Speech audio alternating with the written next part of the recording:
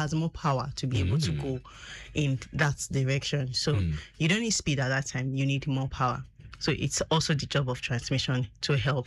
Okay, so this is where it gets really confusing. Sorry to quote you here. Now we're talking power and we're talking speed. Exactly. So related to movement of a vehicle. Yes. So what is that power? And we know what speed is actually. Yes, we know what speed moving is. faster. Yes, but and power here. The power is in this speed. In this time, talking about force that is needed to push the vehicle. Okay. When at this time you don't need speed, you don't need the vehicle to go fast.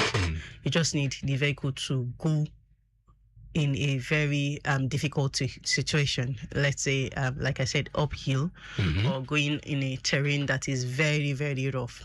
So at this time we have what we call less speed, more power. And so the vehicle is able to push all of its weight along that area or along that part without having to without the engine making so much noise, without the vehicle having to struggle, or without the struggle from the engine to be able to move. So basically it is this power that is needed whenever there is much when there is a lot of restriction on the tires. Okay. So you don't get to have speed here. You just need it's just like you trying to push a vehicle, but it's the job of the transmission to get the vehicle pushed away from a situation like uphill or in a very rough terrain, in where you're driving through a rocky surface or a surface that you have stones and all. So basically that's how you deal with the torque. So apart from these two you have mentioned, torque and speed, what other work does the transmission do? Is it basically this too? Well, it makes the power from the engine get to the wheels. There is a connection between the gearbox and the engine that also connects to the wheels. So without you could have the gearbox connect to the engine, but if the gearbox does not connect to the wheels don't get power. Okay, so you have mentioned another one now, gearbox, transmission. Now, are these two separate components, or is the gearbox part of the transmission system? Just tell my listeners what are the components that make up the transmission system? Okay, because of the fact that you have a manual transmission and you have automatic transmission. And we haven't gotten to that. Basically, the manual transmission is what most persons call the gearbox, because it is innate. You have different gears. In the automatic transmission, you have gears, but they are not as much, or they are not as cumbersome as what you have in the manual transmission. So in the automatic transmission, you have what you have is band clutches. You have more of that. Then you have a planetary gear set, which is just a set, not really like in the manual transmission where you have your input shaft, the output shaft, you have it gears on it. And so it's the manual transmission that coined the name gearbox. Okay. So all of them are called transmission. Okay. And that's why, because we have called the manual transmission gearbox, everybody also calls the automatic transmission gearbox. Lagos, Nigeria. This is Automedics, and we're talking vehicle transmission system on the program. Let's quickly get on the road and find out. From Ojodo Berja, we understand movement looks very good, especially from Otedola Bridge inward Berja. And from Berja, the stretch of New Garage down to Kara Bridge, Opik is a slow-moving one. It's pretty slow in terms of movement, owing to motorists driving against the flow of traffic from Mowi, facing vehicles coming from Berja. But the relevant officers on ground do know that they can to sanitize that corridor.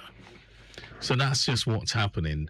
Those are driving against the flow of traffic, making things hellish for motorists along the Lagos-Ibadan Expressway.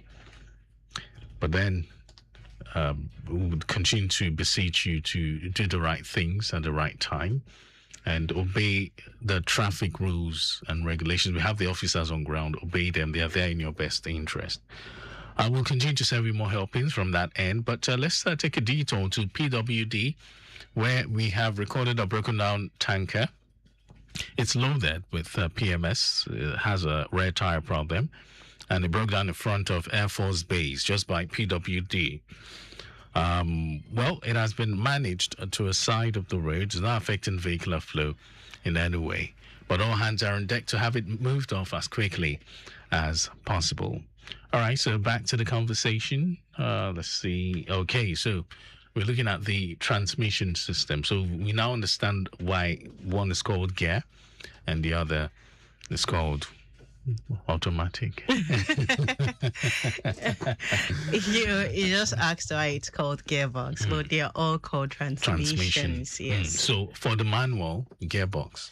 Okay. Yeah. For the automatic, well, they still call it gearbox. Okay. So we are right anyways. All right, so let's look at the types of transmission systems we have. Okay, we have the manual transmission, we have the automatic transmission, then we have variations of manual and automatic. We have the continuously variable transmission. That's an automatic transmission. Okay. We have the dual clutch transmission. It feels like an automatic transmission, but have manual components in it. Then its difference is that instead of you having the manual components a single set, you have double set of manual components in the dual clutch transmission. Then you have the we have some that we call the automatic transmissions with manual shifters. Then we have the sequential manual transmission. Now, these sequential manual transmissions are transmissions that they have manual components in them. Okay. But they are controlled by computers. So in this case now, we said we have automatic transmission, that we know that this one is electronically controlled. Right. It has the torque converter, has the bands and clutches. But we now have sequential manual transmissions. They are not automatic transmissions. They are manual transmissions, but they are controlled automatically. So it seems like an automatic transmission, but the components inside is not the same as an automatic transmission. Okay, so why do we have variants since they all perform the same function then? Okay, well, manufacturers want to make shifting better, want to make shifting smoother. Okay. And people have different perceptions of vehicles. There are some persons that when you see them, when they want to drive, they will tell you, oh, I don't think I can drive any vehicle that is not manual transmission. And their reason will be, oh, because I want to control my speed. For somebody, some persons will say, oh, I'm not going to drive a manual transmission because I don't want stress. Yes. I would have to always press one pedal and the other, and so that's another thing. So it depends on what people's preference, and it's people's preference that make manufacturers to design these things. So when it comes to the regular manual transmission, you have the components in it. You have 3 shafts. We have the input shaft, we have the output shaft, and we have the counter shaft. So all carrying gears, and so the movement of these gears on each other helps to change speed. Then so another feature, one of the features is that you would have an extra pedal. So instead of you having just the accelerator pedal and the brake pedal, you also have the clutch pedal. Okay. Then you have the shift lever. Now, the shift lever is not the one that gives you the indication of park, neutral, reverse. No. You have gear 1, gear 2, gear 3, gear 4, and then maybe reverse in the manual transmission. Now, its variation, which is the dual clutch transmission. Yes, it's a manual transmission, but it has 2 clutches. Okay. Now, the essence of this type of transmission is that it reduces the delay that one will experience when changing gear. Now, if you're changing gear from gear 1 to 2, you would have to depress your clutch pedal, which could cause you to slow a bit. It's not like you slow down completely, just a little bit of slow. And this one could affect for somebody that is in a race. So to overcome this bit of delay, manufacturers decided that, okay, let's have 2 clutches. Now we have one input shaft, we have another input shaft with the odd gears on one and the even gears on one. So once the driver would always start with gear 1. So once you're already in gear 1, the gear 2 is already locked in place, even before you select it. Okay. So once you're about selecting gear 2, it automatically locks in place once you select it. So there is no delay expected. So it makes moving faster than the regular manual transmission. Okay. So that's more like an improvement. Yes, on the manual transmission. And makes it easier. Yes. So we no longer have to worry about our legs and all that. It's not like we don't have to worry about it. We still have to, but it's faster to shift gears with that. Okay, so but for the automatic, it changes itself. Tell us, how does it work? Yes, it changes automatically. When you're on the the automatic, we have components like torque converter. We have the automatic transmission fluid, which helps shifting make faster. And so with the automatic transmission, the computer takes charge of changing gears, and its use feeds from sensors and other computers in the vehicle.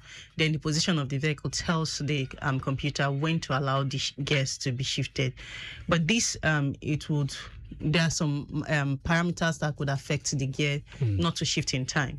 So if the certain speed is not achieved in time, the computer might also wait for the temperature of the vehicle, of the engine to get to a particular state to shift. And so some of these things would reduce the rate at which the vehicle goes fast.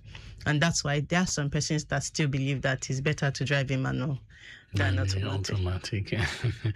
0915-387-7127, 0809-9120-777. Lagos, the phone line is for you. The phones are open. Feel free to connect with us. We understand we are monitoring on Otedolabri towards Berja. Good movement. But then Berja connecting your garage all the way to Kara or Peak, moving traffic. You have it pretty slow owing to motorists driving against the flow of traffic. In quotes, one way. As from Mowe, facing vehicles coming from Berja. That's the reason for that very busy situation you are experiencing. I have this one here. It reads, good morning. I have a Toyota Corolla 2009 model. I noticed that if I turn on the AC in the afternoon, the car temperature tends to rise above normal. However, if the same AC is turned on in the evening or night time, the temperature remains normal. No overheating. Please help me explain this. You didn't include your name to your message. Please kindly do.